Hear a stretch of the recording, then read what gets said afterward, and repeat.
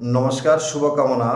পথ ভিন্ন হতে পারে, লক্ষ্য কিন্তু একই। সৃষ্টিকর্তাকে পাওয়ার আমরা বিভিন্ন পথ মত অবলম্বন করে থাকি, কিন্তু সকল মানুষের উদ্দেশ্য বা লক্ষ্য কিন্তু একই। কিভাবে সৃষ্টিকর্তাকে পেতে পারি, অর্থাৎ কিভাবে সৃষ্টিকর্তার সান্নিধ্য লাভ করতে পারি, এজন্য আমরা বিভিন্ন মানুষ বিভিন্ন পথ বা মত অবলম্বন করে থাকি, বিভিন্নভাবে তাকে প্রেয়ার করে থাকি, প্রার্থনা করে থাকি। কেউ মসজিদ, মন্দির, গির্জা বা অন্যান্য উপাসনালয়ে গিয়ে প্রার্থনা করি, কেউ বা নদীর কূলে নীরব জায়গায় গিয়ে প্রার্থনা করি, কেউ বা বন জঙ্গলে গিয়ে প্রার্থনা করি। সব কিছু মিলে আমরা সৃষ্টিকর্তাকে পাওয়ার বিভিন্ন পথ বা মত অবলম্বন করলেও আমাদের এক জায়গায় কিন্তু আমরা এক থাকি। মূল লক্ষ্য বা উদ্দেশ্য কিন্তু আমাদের সকলের একই, সে হচ্ছে সৃষ্টিকর্তার সান্নিধ্য লাভ করা, তাকে পাওয়া, তার কাছে যাওয়া। এ বিষয়ে কিন্তু কোনো দুই নেই। তো আমি মনে করি সৃষ্টিকর্তাকে লাভ করার সবচেয়ে প্রথম এবং প্রধান কাজ তাকে স্মরণ করা, সবসময় তাকে স্মরণ করে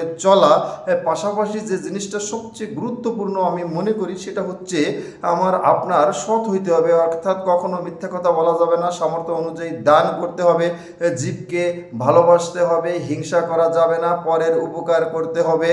পাশাপাশি আমাদের মনে রাখতে হবে আমরা অপরের উপর না বুঝে রাগ হই, ভুল বুঝি, এইগুলো এগুলো প্রত্যাখ্যান করতে হবে, অর্থাৎ প্রত্যাহার করতে হবে। এগুলো করা যাবে না। এবং আমাদের যে জিনিসগুলো সবচেয়ে বেশি করা উচিত, সেগুলো হচ্ছে সত্যর প্রতীক হিসেবে নিজেকে প্রমাণিত করা সৃষ্টিকর্তার কাছে, যে আমরা সবসময় সৎ পথে থাকি, মিথ্যা কথা বলি না, কারো ক্ষতি করি না, মানুষকে কষ্ট দিই না, হত্যা করি না, মব করি না, ধর্ষণ করি না, গুম করি না, খুন করি না।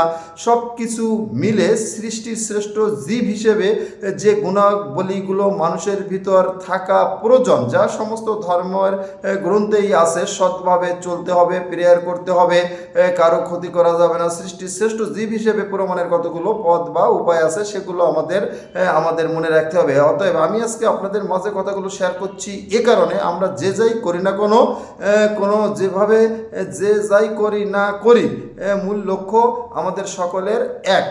পথ ভিন্ন, মত ভিন্ন থাকতে পারে, উদ্দেশ্য লক্ষ্য সৃষ্টিকর্তার সান্নিধ্য লাভ করা। এবং এই সৃষ্টিকর্তার সান্নিধ্য লাভ করার জন্য আমি বলবো, অর্থাৎ আমি একজন সনাতন ধর্মের লোক, আমার মতে সবচেয়ে গুরুত্বপূর্ণ কাজ হচ্ছে প্রেয়ার করা, প্রার্থনা করা, তার নাম অর্থাৎ সৃষ্টিকর্তার নাম সব সময় স্মরণ করা, পাশাপাশি সৎ হওয়া, অর্থাৎ মিথ্যা কথা বলা যাবে না, সৎ থাকতে হবে।